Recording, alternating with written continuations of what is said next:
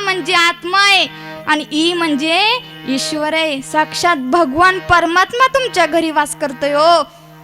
जोपर्यंत जिवंत आहे, जोपर्यंत त्याच्या आतमध्ये आत्मा आहे ना, तोपर्यंत जाणीव ठेवा. गेल्यानंतर साड्या आणून काहीच उपयोग नाही. नंतर बघता का ती, अहो जोपर्यंत जिवंत आहे तोपर्यंत तिला साडी कोणी आणत नाही हो. आणि गेल्यानंतर 1000 जरी ठेवल्या ना, त्याचा काहीच उपयोग नाही.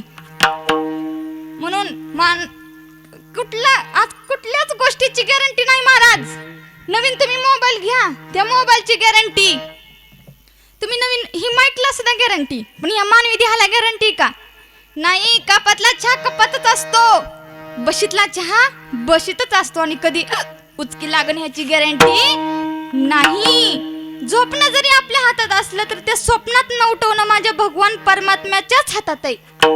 म्हणून भगवंताचं हेच आपण नामस्मरण केलं पाहिजे आणि आल्या जन्मी थोडा तरी आपण विचार केला पाहिजे.